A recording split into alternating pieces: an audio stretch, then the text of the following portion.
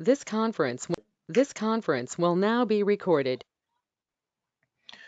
Good morning. Welcome to the April 8th edition of the Binghamton Traffic Board. Present are Mark Donovan, representing DPW, myself, Jared Cram, and Assistant Chief John Ryan as voting members. Tom Scanlon and Ray Standish are absent. Due to some changes in staff, I don't have the minutes from the past meeting, but we'll have those to be voted on at the May meeting, both March and April. In advance of that, I know we have the recording of the meetings as well. So the first order of business is an update on Conklin Avenue with the improvements to the where parking can happen. And Dan, if you could just walk us through at this point what traffic board would be voting on. Okay, yes, okay. What we've done is basically the orders are going to be the same as they were last board meeting. We had one minor exception, but that I'll address that in a second here. But basically, first thing we're going to do underneath the Conklin Ave bridge, the State Street Bridge going over Conklin Ave, we're going to delete the no parking underneath there. We're going to amend the no parking zone on Conklin Ave from 390 feet east to 515 feet east. It's now going to be the 615 feet east. That's going to take us past the fire hydrant at that location. And then we're going to amend the alternate side parking on Conklin Ave to include from South Washington Street down to Exchange Street. So there'll be no parking on the going back and forth doing alternate side parking. The one exception that we've decided to extend is the diagonal parking that was passed previously. It was repainted parallel parking instead of diagonal parking as it should have been when they repaved the street. We're going to leave it as that right now, and in a future date, we're going to put the diagonal parking back in. So we're not going to change anything as far as the traffic code goes. We're going to leave that like that, and then when the DPW comes back to repaint the street again, we're going to put the diagonal parking back in. This was decided at a meeting that we had last week between yourself, Cindy Paddock, Nate Miller was there, and so that's basically what we want to do there. Okay, so in sum, it's to increase the number of spots that are under the under the State Street Bridge, and just clarify some of the no parking anytime. Is that correct? That's correct. Okay, so I know that we have an IDC, but just for the record, we'd entertain a motion to delete the no parking anytime on Conklin Avenue, north side from 264 feet west of Tremont Avenue to 421 feet west. Amend the no parking anytime on Conklin Avenue north side from 390 feet east of the extended curb line of South Washington Street to 515 feet east to read to 615 feet east. Amend the alternate side parking exclusions for Conklin Avenue between South Washington Street and the State Street Bridge off ramp to read Exchange Street. And delete the alternate side parking exclusions for the parking on Conklin Avenue from South Washington Street to the State Street Bridge off ramp with signs posting accordingly. Do we have a motion for that? Make a motion. Mark makes a motion. Do we have a second? Second the motion. All right. All those in favor? Aye. Aye. Any opposed? Motion carries. Thank you. Next up is an update on Riverside Drive and Murray Street, the traffic signal removal study. Dan? Yes, both Cindy and myself have been reviewing that, and with the traffic light now on flash at the intersection of Murray and Riverside Drive, the traffic seems to be flowing smoothly. There's no backups or anything. And there's been no reported accidents that we have as of this time. We did post the signs out there on March 1st. So we have 90 days from that date to come up with the final solution as to what we want to do there. But as of this time, the traffic seems to be complying with the flow there. And so at the next meeting, we're going to make our proposal probably to eliminate the traffic light there. Okay. Anyone else have any comments? One of the things I just want to bring up again is on the north side of Riverside Drive on Murray Street, from the intersection to the first curb cut. I believe there needs to be a no parking sign from here to corner because of the geometry of the intersection. So Mark, if you could take care of that, get with Dan. Just looking at no parking here to corner. There's a fire hydrant on the other side of the street, but there's room for about 2 cars that have parked there, make it impossible for a lane of traffic to approach the stop bar that's out on the intersection. North side of Riverside on Murray? That's correct. Yep. Which side of the street? The west side. West or the east? I'm sorry. West. So on the west side of Murray Street, north of Riverside Drive, between the intersection and the first curb cut. And Dan, and as part of the final recommendation, traffic division can take a look at the totality of that intersection for, here to corner. Yes. Okay.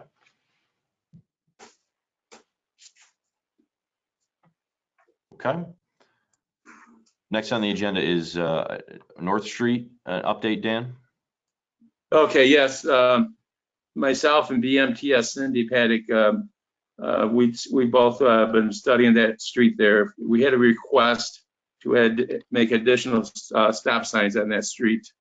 It came from the council person over in that district, Councilman Angela Riley. She didn't indicate the reason why she wanted the no parking signs in her IDC to you. But what we did is we did do a study anyhow, and we pulled all the accident reports from 2018, 2019, 2020, and the first 2 months of 2021. We came up with a total of 14 accidents, I believe it was. I'm sorry, 16 accidents during that 3-year plus period. And there only 1 year there seemed to be an incident where there's more than 2 accidents at an intersection. That was at north of Walnut Street. Oh, Dan, it looks like we've got a fire alarm. So we will have to adjourn the meeting and I guess postpone the meeting real quick, and we will come back on. This conference will now be recorded. Is everyone on? See Mark, is John Ryan, you on? I'm here.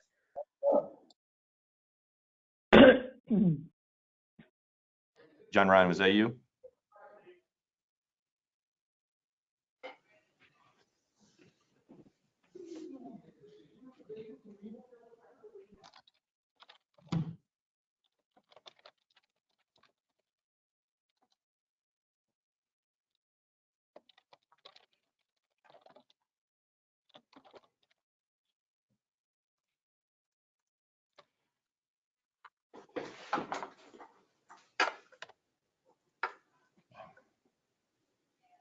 Do we have everyone? I see that there's callers, but is Chief Ryan back on?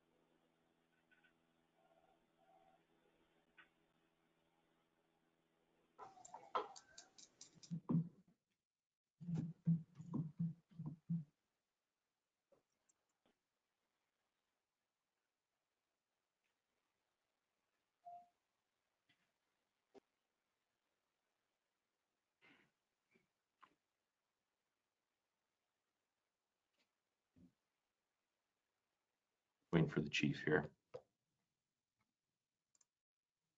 I'm sorry, Jared, I'm back in here now. Hey, no problem. Okay. So we'll notate that we adjourned the meeting at 9:26 for fire drill, and we're back here at 9:37. So sorry, Dan, you were discussing, you just finishing up North Street.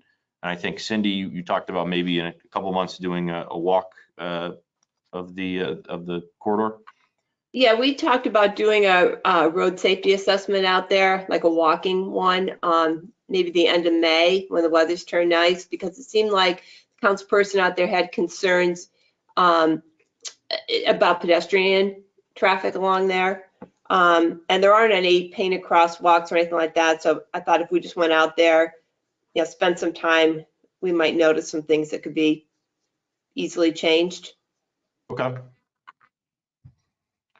Okay, we will keep that on the agenda and allow BMTS to kind of take a look, and any support they need from the city, we can do that.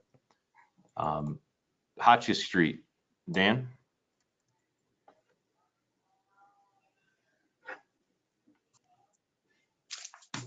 Okay, Hotchkiss Street. We received a request to make that a street that's exempt from alternate-sided street parking. Originally, I guess I was quick to review it and thought that it would be a good idea. However, it was second guessed, and I went out in person and reviewed the street myself, and I observed that there's like four residents on that location. 2 on one side of the street and 2 on the other. Everybody has off-street parking available. There's no reason really to even think about making that an exempt from the alternate-sided street parking. So therefore, from our review of it, I would suggest that we do not make that exempt from alternate-sided street parking. Okay, any other questions? All right, we can mark that the matter is closed. Okay. Evans Are Street. you having trouble hearing me? Yeah, you're a little bit delayed.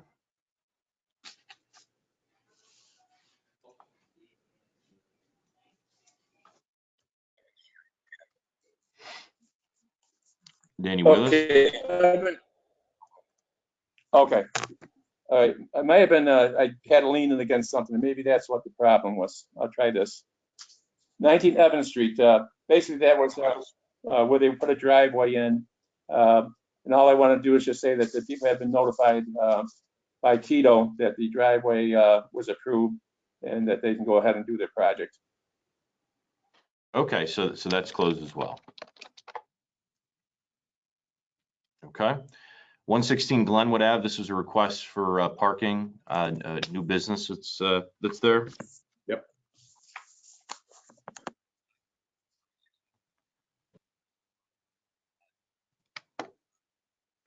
Dan, we get no. 116 Glenwood Ave is still questionable as to if we can come up with any off-street parking. Cindy reviewed this and she thinks that. I'm sorry? Dan, couldn't hear you. Okay. Cindy reviewed this and she feels that we can probably. Hang on a minute. I don't know what the problem is. Okay. BMTS reviewed this street, and Cindy thinks that possibly we can come up with one space on that street for it. I'm still questionable about it, and I think that Cindy and myself are going to have to go up there together to look at it and meet with the person to see if we can actually come up with something for them. But as of this time, I think we should put it on hold. Okay. So we'll hold until the May meeting for further investigation. Yep. Okay. Next is the Holly Street Garage. I sent along to the traffic board the McFarland Johnson's proposal for the area of Holly Street and Washington Street near the Holly Street parking garage. This year, they're going to be making upgrades to the pedestrian safety signals, and I think a completely new signal for that intersection. And McFarland Johnson had laid out what they designed for on-street pavement markings, including loading zones and hashed areas on the north side of Hawley Street, kind of in the block in front of the Stone Fox, as well as the area in front of the parking garage. This is consistent with, I think, what we normally had talked about, that, certainly not, we didn't necessarily want to see parking, but to facilitate a commercial loading zone as to not allow the tractor trailers or other large commercial vehicles to go onto Washington Street and block traffic as part of unloading. Did everyone have a chance to take a look at that proposal that's associated with their plan? Yes. Yes. Yes. Okay. Any questions as part of that? Jared, I have one. So right now there's a loading zone on the east side of the intersection in front of like the Stone Fox and through there. Will that remain? That was my understanding. Yes, the westbound lanes are striped as loading zone. Okay. So is that where the hatched out area is? That's my understanding, yes. Okay. All right. Because one of the questions in the emails back and forth was, whether they should put parking or anything else instead of the hatched area. But I think that having a loading zone in that block would be really important for both Washington Street and the State Street, who gets maybe deliveries off the backside. And could this loading zone also operate like other ones in the city, where it's in certain hours and then outside those hours it's available for standard parking? Or it would be a 24/7 loading zone, as to not encourage, overnight parking, et cetera? Yeah. Well, you'd want to make sure there wasn't any overnight parking there, definitely. I guess it depends when they get their deliveries there. Mhm. I think right now, I think that the loading zones are till like 6 p.m. Citywide, from 8 a.m. to 6 p.m. Or somewhere in that vicinity. Yeah, I was So just if we had asking, something coordinated with that, I think that would be probably the time frame you're looking at. the one out there is, because I was out there yesterday. It has a loading zone from 8 a.m. to 7 p.m. Monday through Friday, and then 8 to noon on Saturday. Is what is posted right now out there. Yeah, So this would be that's pretty much consistent what. with those. Okay. Mhm. Okay. I have a question. I didn't get a close look at the measurements of anything, but would it be possible to accommodate both a loading zone and a continuation of the bike lane that's already on Hawley further east? I ran that by Scott Regal from our office. He's out of the office, but he took a look at the plan. He didn't think there was going to be enough room in there for the bike lane, so he thought a Sharrow instead on the through lane might be better. I can have him go out and take a look at it next week when he's in the office. Okay, thanks. Yeah, I just think it's worth just taking a closer look just to see if it could work. Okay. Scott knows much more than I do, but it just seems to me that maybe Sharrows aren't the best for bicyclists. Okay, I'll have him take a look at it. I think one of the concerns is when you get to the west side of the intersection, I don't think there's going to be room there as you go towards Court Street. Right. So you might get to Washington Street, but I don't think you can go further. But I will definitely have him take a look at it next week. I went out and just looked, but I'd rather defer to him. Yeah, because even if people can get to Washington safely and then go up that way rather than going around the curve Okay. on Hawley. I can have him go out and look at the beginning of the week. All right. And we can hold on to Yeah. this until May. I don't think that construction is going to be starting or these will be painted, but I think this plan, which I always kind of thought existed, answers a lot of the questions, and it's at least mapped out for what's going to be happening on Hawley Street.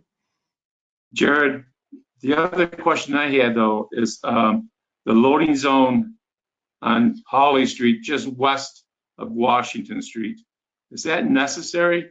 On the map, it shows that that is there, and I just wondered if we wanted to keep it there. With that flat lot going in there, we're going to need a turn lane going into that flat lot. The driveway cut going into that flat lot is wider than what was going to go into when we had the housing going there. Okay. That's a good question, and we can take a look at that in advance of the May meeting. The loading zone that they're talking about there, that's west of State Street, that is unloaded every day for the Salvation Army. There's a tractor trailer pulls up there every day and unloads food. That's what that's used for, I can see. The west side? Yeah, the one just past Washington Avenue. Oh, okay. I wondered if anybody used that. All right. That's every day they unload there for a couple of hours. Okay. It's all unloaded by hand and carried in pretty much. All right. Okay. Dan, 5 Court Street, I think we don't have any other new information on that, right? It's just. So without Obed there to answer the questions, right now, we don't see a major problem with the way it's being handled.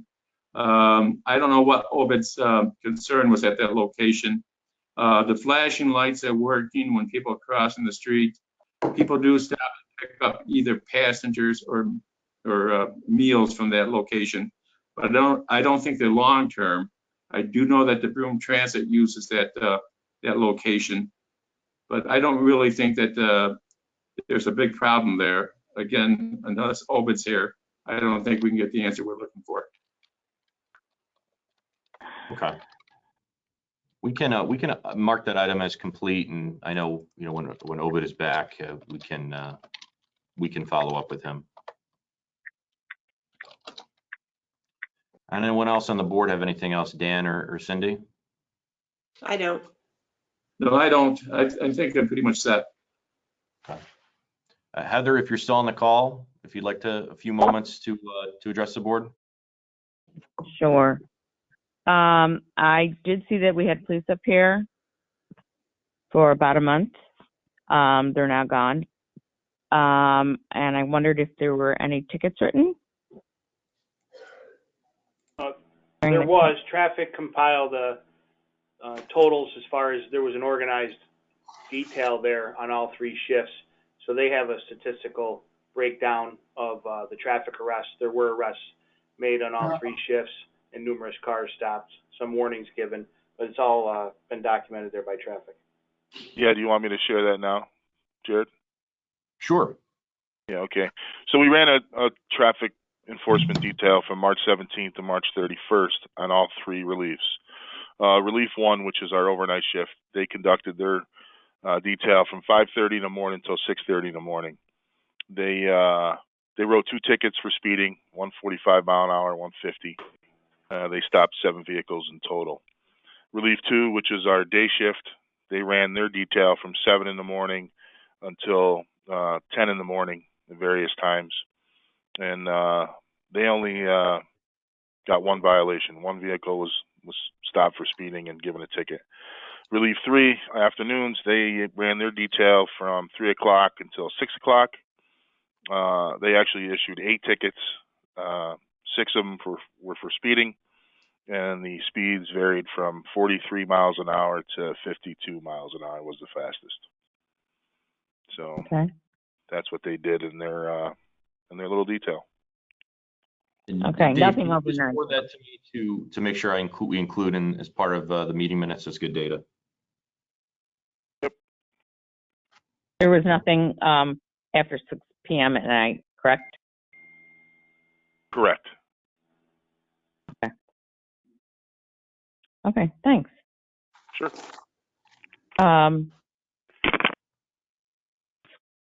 The other thing I had,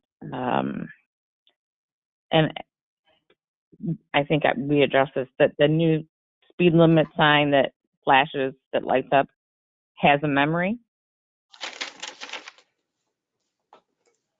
Yes. Okay. And you're just trying to figure out how to work it.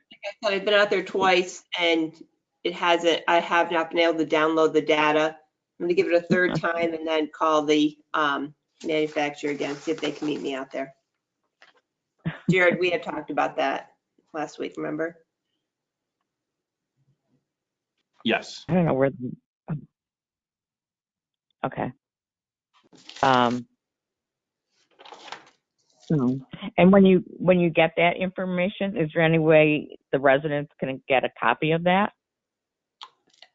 It's the city's information and Jared has given me access to it. So once I give it, I'll just give it to the city and I would think that it could be shared.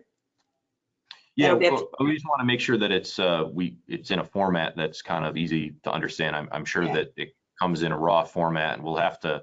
We'll put it into like a chart or a graph or something. Oh, okay.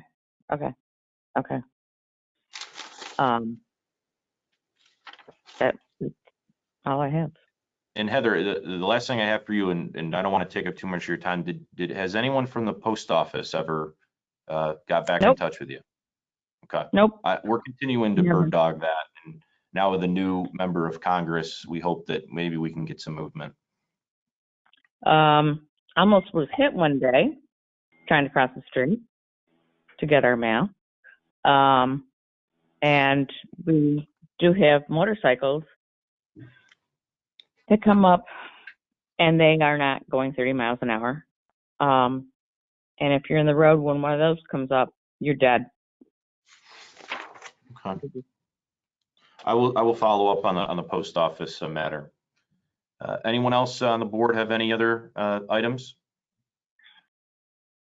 Hearing none, I will entertain a motion to adjourn.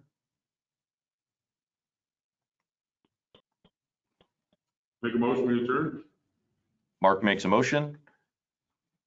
Second that motion. Second. Ryan, Captain Ryan seconds. All in favor? Aye. And we are adjourned. Thank you.